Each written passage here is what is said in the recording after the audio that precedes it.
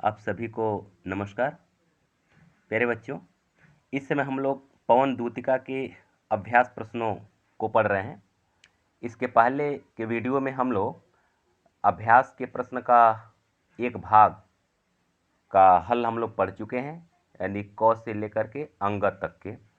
आज हम लोग च से लेकर के और अंतिम यानी कि ज्ञ तक का जो हल है उसको हम लोग पढ़ेंगे।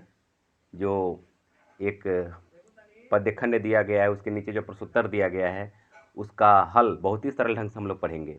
अगर आप इसके पहले का वीडियो भी पढ़ना चाहते हैं, उसको देखना चाहते हैं, तो आप मेरे चैनल के प्लेलिस्ट में जा कर के आप उसको देख सकते हैं, या फिर मेरे चैनल से सर्च कर सकते हैं। वो पूरा का पूरा वीडियो पड़ा हुआ है।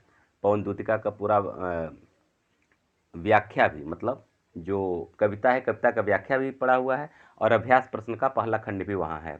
आज हम लोग अभ्यास प्रश्न का हम लोग दूसरा भाग पढ़ेंगे, जिसमें च से लेकर के ज्ञ तक का अध्ययन हम लोग करेंगे। तो आइए देखा जाए। ये पहला जो च जो कविता का जो खंड है, इसको देखिए। सांचे ढाला सकल विपु है, दिव्य सौंदर्यशाली, सत पुष्पों सी सुरभि उसकी, प्राण संपोषिका है, दोनों कंधे वृषभ वर्षे हैं बड़े ही सजीले, लंबी बाहें कलभ करसी, शक्ति की पेटिका है, राजाओं सा सिर पर लसा, दिव्य आपीड होगा, शोभा होगी उभय श्रुत में, स्वर्ण के कुंडलों की, नाना रत्नाकलित भुज में केयूर होंगे, मोती माला लसित उनका कंबु सा कंठ होगा। आइए देखिए इसका जो प्रश्नोत्तर है किस तरह से है, क्या है। प्रश्नोत्तर जो दिया हुआ है कि उपर्युक्त पद्यांश के कवि एवं कविता का नाम लिखिए। तो इसके पहले मैं बता चुका हूँ कि कवि और कविता का नाम क्या, बस आप जानते ही हैं। ये कवि जो है अयोध्या सिंह उपाध्याय हरिऔध हैं, ठीक है ना। और कविता जो है कि पवन दूतिका हो जाएगा, ठीक है ना। तो ये आपका हो जाएगा पहला प्रश्न। दूसरा है रेखांकित अंश की व्याख्या कीजिए। अब रेखांकित अंश क्या है, इसको देख लिया जाए। रेखांकित अंश ये नीचे वाला दिया हुआ है, ये वाला देखिए, 3 लाइन दिया हुआ है। शोभा होगी उभय श्रुत में, स्वर्ण के कुंडलों की, रत्ना कलित भुज में केयूर होंगे, मोती माला लसित उनका कंबुसा कंठ होगा। अब इसका रेखांकित अंश का व्याख्या कैसे करेंगे, इसमें लिखेंगे। हिंदी के सुप्रसिद्ध कवि अयोध्या सिंह उपाध्याय हरिऔध भगवान श्री कृष्ण के सौंदर्य का वर्णन करते हुए कहते हैं, और राधिका के माध्यम से पवन दूतिका से कहलवाते हैं कि श्री कृष्ण की शोभा कैसी होगी, ये हम तुमको बता रहे हैं, ठीक है ना। तो इतना आप अपने भाषा में बना करके लिख लेंगे। जो मैं ऐसा जो मैं बोल रहा हूँ यही कोई ज़रूर नहीं है, आप अपने भाषा में बनाकर लिख भी सकते हैं। अब यहाँ से आपका शुरू होता है व्याख्या। राधिका पवन दूतिका से कहती हैं, मतलब पवन से कहती हैं कि हे पवन देखो, मेरे श्री कृष्ण अपने उभय श्रुत में, माने दोनों कानों में, ठीक है ना, स्वर्ण कुंडल सोने के कुंडल पहने होंगे, या उनके दोनों कानों में सोने के कुंडल, शोभा होगी मन सुशोभित हो रहे होंगे, उनके दोनों कानों में सोने का कुंडल सुशोभित हो रहा होगा, ठीक। उसके बाद रत्ना कलित, नाना रत्ना कलित भुज में केयूर होंगे। नाना मने विभिन्न प्रकार के, रत्नाकलित मने रत्नों से जड़े हुए, केयूर माने होता है, इसके पहले जब मैं अर्थ पढ़ाया हूँ, व्याख्या में कराया हूँ आपके प्रश्नों का, वो आपके कविताओं का, तो आप याद होगा बाजू बंद बोलते हैं, बाजू बंद, ठीक है ना, बाजू बंद जो हाथ में पहना जाता है। अब भुज माने होता है भुजा। तो आपके उनके हाथ में विभिन्न प्रकार के रत्नों से जड़ित केयूर होंगे, मतलब बाजूबंद होंगे, और मोती सा, मोती माला लसित उनके कंबुसा कंठ होगा, और उनका कंठ कैसा होगा, कंबुसा माने, कंबु माने होता है शंख, जो बजाने वाला जो शंख होता है, ठीक है ना। कंबुसा कंठ होगा माने उनका उनका कंबु जैसा वो शंख जैसा कंठ होगा, और मोती माला लसित, और उसमें मोतियों की माला सुशोभित होगी। माने श्री कृष्ण का गला जो है शंख के समान सुंदर होगा और उनके गले में मोती की माला सुशोभित हो रही होगी। ये उनकी पहचान बताते हैं। फिर से देख लीजिए इसको कैसे लिखेंगे। मैं शुरुआत में थोड़ा व्याख्या विस्तार से बता दिया हूँ, आप इसको थोड़ा संक्षेप में भी चाहें तो कर सकते हैं। इसमें लिखेंगे कि अयोध्या सिंह उपाध्याय हरिऔध जी कहते हैं कि राधिका जब पवन को अपना दूत बना करके श्री कृष्ण के पास भेजती है तो वह श्री कृष्ण के रूप सौंदर्य के बारे में बताती है कि तुम कैसे पहचानोगी कि श्री कृष्ण कौन है। तो पहचान बताते हुए कहती हैं, राधिका पवन से कहती हैं, क्या कहती हैं कि अब यहाँ से लिखना शुरू करेंगे कि श्री कृष्ण के दोनों कानों में सोने के कुंडल सुशोभित हो रहे होंगे, उनके भुजा में, उनकी बाह में विभिन्न प्रकार के रत्नों से जड़ित केयूर होंगे, माने बाजूबंद होंगे, उनका शंख जैसा सुंदर सा गला होगा और उनके गले में मोती की माला सुशोभित हो रही होगी। बस ये आपका व्याख्या हो गया। ठीक है, अब आइए, अब इसके बाद से अगला देखते हैं। तीसरा, नायिका ने श्री कृष्ण की क्या विशेषताएं बताई है। ठीक है ना, तो लिखेंगे ऐसे, ध्यान देंगे मेरे शब्दों पर, क्योंकि थोड़ा बड़ा है तो मैं लिखवा नहीं पाऊंगा यहाँ इस स्क्रीन पे। ध्यान से सुनिए। नायिका ने श्री कृष्ण की विशेषता बताते हुए कहती है कि उनका शरीर सांचे में ढला है, उनके गर्दन श्रेष्ठ वृषभ माने बैल, श्रेष्ठ वृषभ जैसे पुष्ट होंगे, मजबूत होंगे, हाथी के सूंड जैसी उनकी भुजा होगी, और ऊपर अभी जो पढ़े हैं, शंख जैसा सुंदर गला होगा। इस तरह से इतना लिख देंगे उतना पर्याप्त है। ठीक है ना, 4-5 विशेषता बस लिख देना अपने आप में पर्याप्त हो जाता है, आप इतना लिख लेंगे।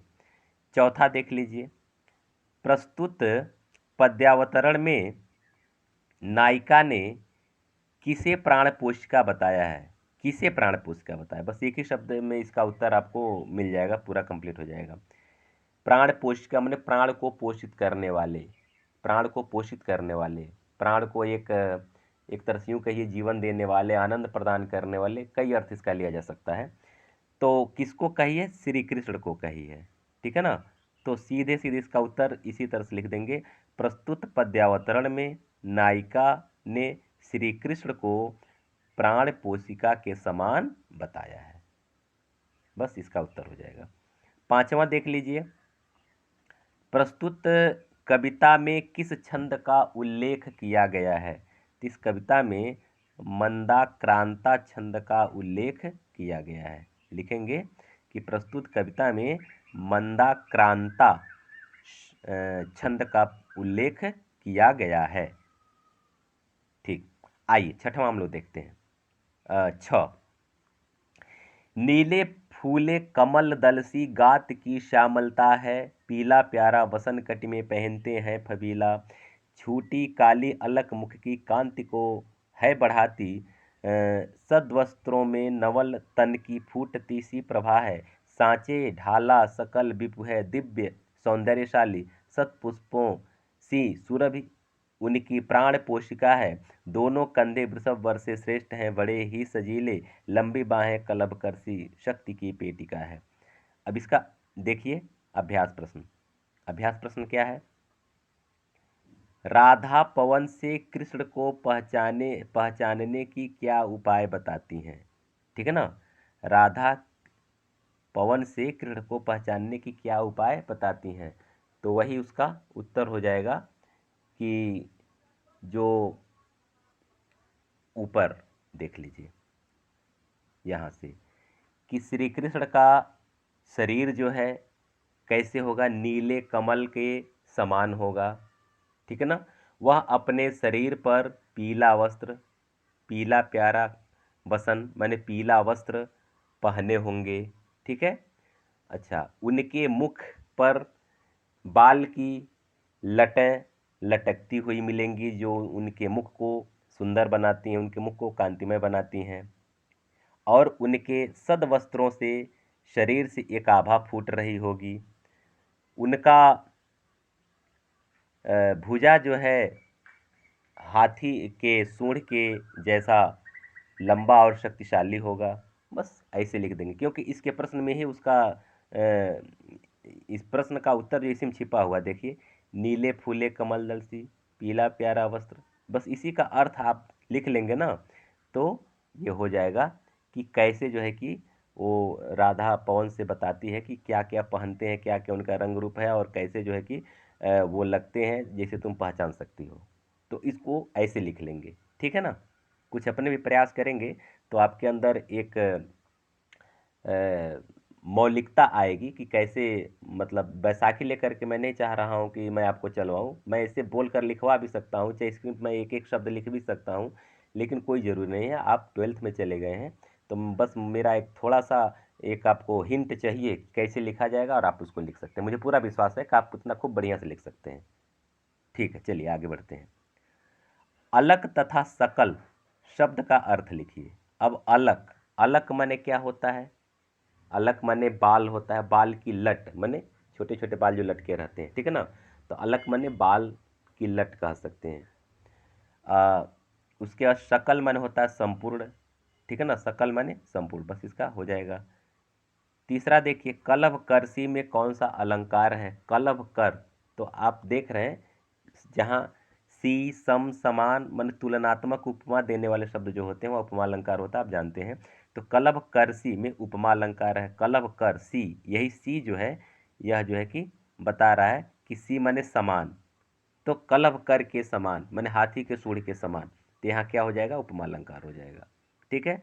उसके बाद आइए रेखांकित अंश का भावार्थ हम लोग देख लेते हैं। तो रेखांकित अंश क्या है? 2 लाइन है। दोनों कंधे वृषभ वर से श्रेष्ठ हैं, बड़े ही सजीले, लंबी बाहें कलपकर्षी शक्ति की पेटिका है। कहती हैं कि हमारे श्री कृष्ण के दोनों कंधे जो हैं वह श्रेष्ठ वृषभ के समान है, श्रेष्ठ बैल के समान ही बड़े सुंदर और सजीले हैं। मेरे श्री कृष्ण का कंधा जो है, दोनों कंधा, दोनों कंधे, वृषभ माने बैल, श्रेष्ठ माने वर माने श्रेष्ठ, तो श्रेष्ठ बैल के तरह से शक्तिशाली और सुंदर होंगे, ठीक है ना। लंबी बाहें, उनकी लंबी बाहें हैं कैसी? कलभकर्षी माने हाथी के सूंड के समान उनकी लंबी भुजा होगी, और वह भुजा शक्ति की पेटिका होगी, मतलब वो उनकी भुजा बड़ी शक्तिशाली है, मतलब शक्तिशाली भुजा वाले हैं, और उनकी भुजा हाथी के सूंड के समान लंबी है। बस इसका व्याख्या हो जाएगा। चलिए पांचवा देख लेते हैं। पाठ का शीर्षक और कवि का नाम, बस वही का वही रहेगा। पाठ का नाम आप जानते ही हैं, पवन दूती का, और कवि का नाम जानते ही हैं, अयोध्या सिंह उपाध्याय हरिऔध। अगला हम लोग देखते हैं ज। ज क्या कह रहा है? सूखी जाति मलिन लतिका सी, मलिन लतिका जो धरा में पड़ी हो, तो पाँवों के निकट उसको श्याम के ला गिरा देना, यो सीधे से प्रकट करना, प्रीति से वंचिता हो, मेरा होना अति मलिन और सूखते नित्य जाना, कोई पत्ता नवल तरु का पीत जो हो रहा हो, तो प्यारे के दृग युगल के सामने ला उसे ही धीरे धीरे संभल रखना, और उन्हें यूं बताना, पीला होना प्रबल दुख से प्रोसिता सा हमारा। इसका अभ्यास प्रश्न देख लिया जाए। राधा पवन से पृथ्वी पर पड़ी हुई लता को क्या करने के लिए कहती हैं? क्या करने के लिए कहती हैं? तो देखिए इसका उत्तर आपको इसी पद्यांश में मिलेगा। वो क्या कहती हैं राधिका कि कोई सूखी हुई अगर मलिन लतिका तुमको धरा पर पड़ी हो, तो उनके पाँव के निकट माने पाँव के पास श्याम के लाकर गिरा देना। इसका उत्तर आपको ऐसे ही लिख देंगे कि राधा पवन से पृथ्वी पर पड़ी हुई लता को श्री कृष्ण के चरणों में लाकर डालने के लिए कहती है। पाँव में माने उनके चरणों में लाकर डालने के लिए कहती है। ठीक, आगे दूसरा देखिए। सूखी लता से राधा कृष्ण को क्या संदेश देना चाहती है? तो लिखेंगे कि सूखी लता के माध्यम से राधा कृष्ण को यह संदेश देना चाहती है कि जिस तरह से लता मुरझा करके सूख रही है, उसी तरह से मैं भी आपकी याद में मुरझा कर सूख रही हूँ। समझ में आ गया? बस ऐसे आप लिख लेंगे। तीसरा देखिए, पीले पत्ते को श्री कृष्ण के सामने लाने का क्या अभिप्राय है? इसको लिखेंगे कि पीले पत्ते को श्री कृष्ण के सामने लाने का यह अभिप्राय है कि वह भी इस पत्ते के समान, माने राधिका भी इस पत्ते के समान आपके विरह में सूख करके पीली हो रही है। पीले पत्ते को श्री कृष्ण के सामने लाने का राधिका का यह अभिप्राय है, वह संदेश देना चाहती है कि इसी पीले पत्ते की भांति मैं भी आपके वियोग में सूख कर पीली हो रही हूँ। क्लियर हो गया? चलिए आगे देखते हैं। ये चौथा होगा ना? हाँ, चौथा, उपयुक्त पद्यांश की रेखांकित पंक्तियों की व्याख्या कीजिए। तो चलिए व्याख्या कर देते हैं। व्याख्या क्या कह रहा है? धीरे धीरे संभल रखना और उन्हें यूं बताना, पीला होना प्रबल दुख से प्रोसिता सा हमारा। इसको लिखेंगे कि अयोध्या सिंह उपाध्याय हरिऔध जी कहते हैं कि राधिका पवन से कहती है कि हे पवन, अगर कोई पीला पत्ता तुम्हें दिखाई दे, उस पत्ते को संभाल करके धीरे से ला करके हमारे कृष्ण के सामने या उनके पैरों या उनकी आंखों के सामने, प्यारे के दृग युगल के सामने, माने नेत्रों के सामने। फिर से सुन लीजिए, राधिका जी पवन से कहती हैं कि हे पवन, तुम्हें कोई पीला पत्ता दिखाई दे तो उसको संभाल करके लाना और मेरे प्यारे कृष्ण के आंखों के सामने ले जा करके रख देना, और रख करके उनको यह संदेश बताना, माने यह संदेश देना कि जिस तरह से यह पत्ता पीला हो गया है, उसी तरह से कोई प्रोसिता, प्रोसिता माने इसका एक अर्थ होता है कि प्रोसिता का मतलब वह नायिका जिसका पति परदेश में हो, यानी परदेश गया हुआ, अर्थात वह वियोग में हो।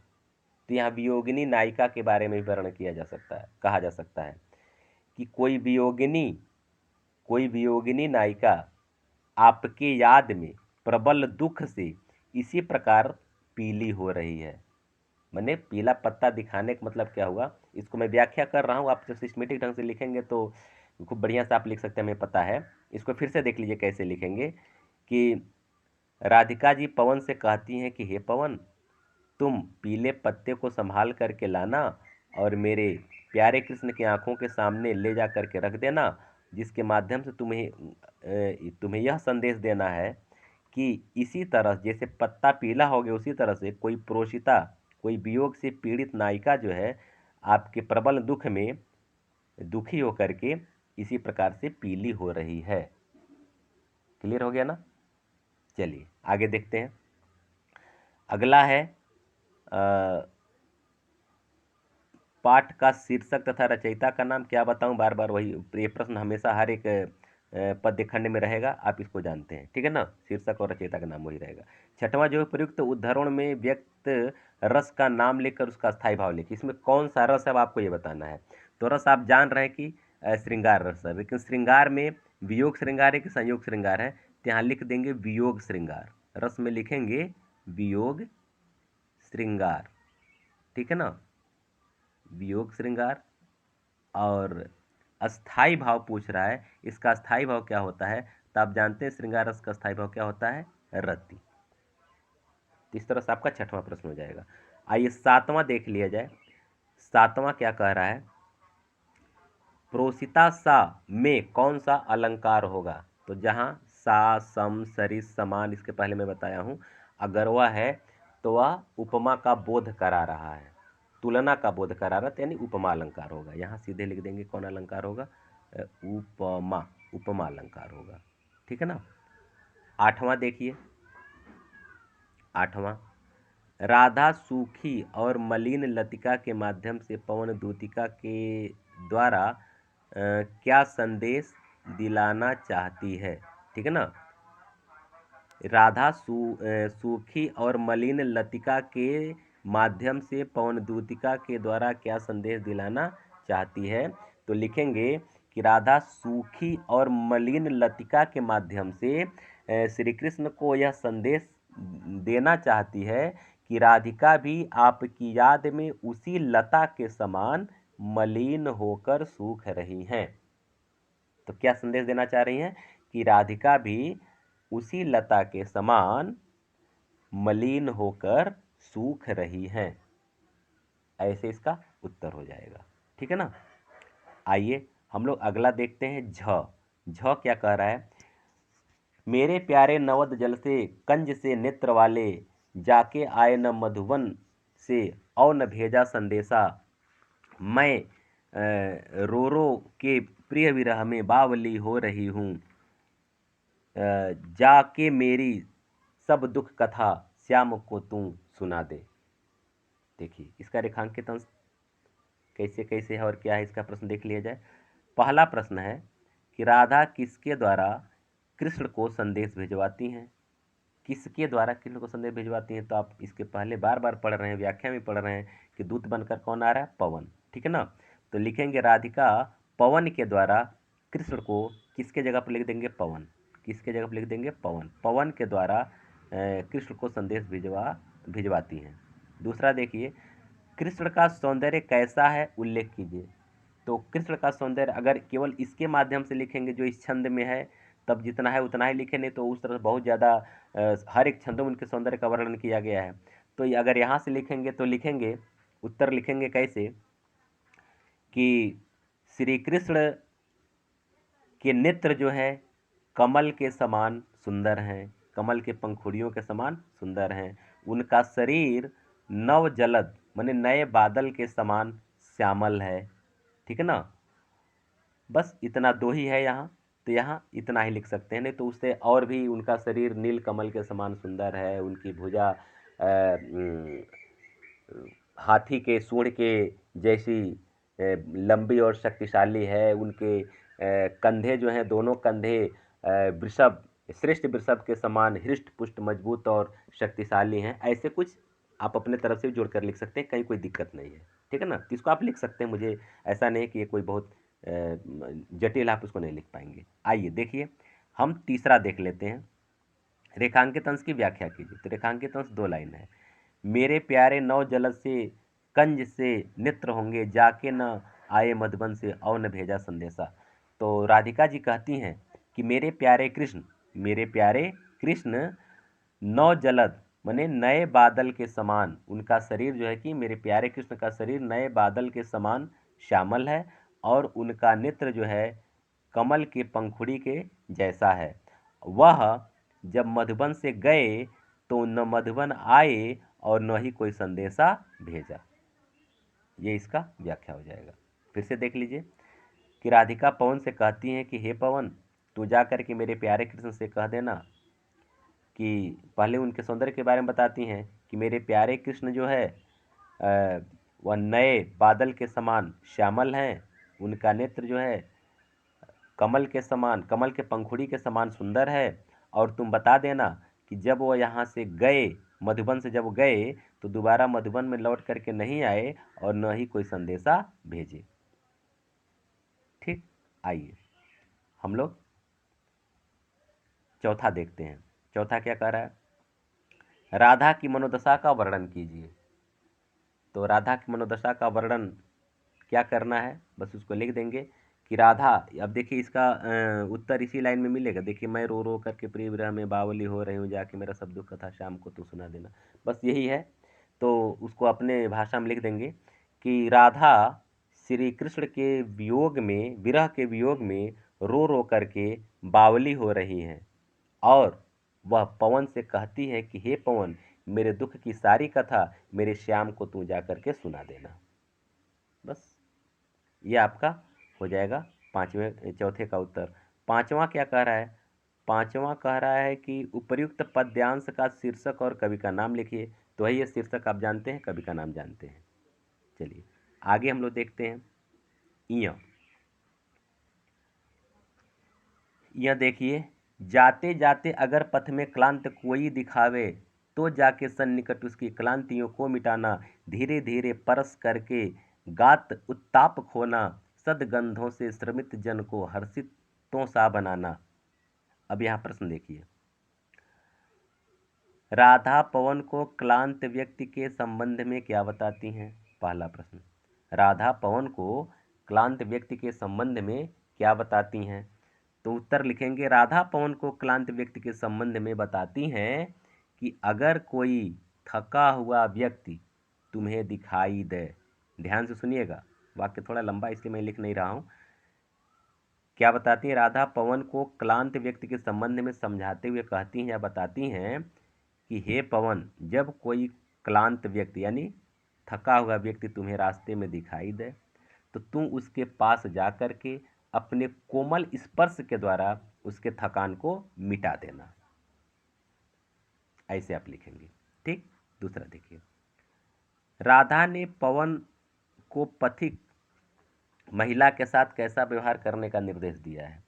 राधा ने पवन को पथिक महिला के, तो कहती, इसको लिखेंगे कि राधा ने पवन को पथिक महिला के साथ यह निर्देश, या ऐसे मत लिखिए, ऐसे लिखिए कि राधा पवन से कहती हैं कि अगर कोई पथिक महिला दिखाई दे और वो थकी हुई दिखाई दे तो तुम उस महिला के पास जाना, उसके वस्त्रों को उड़ाना मत, क्योंकि उसकी लज्जाशीलता भंग हो जाएगी, लज्जा और शीलता भंग हो जाएगी, इसलिए तो उसके वस्त्रों को उड़ाना मत, उसे अपनी गोद में ले करके अपने कोमल स्पर्श से उसके थकान को मिटा देना।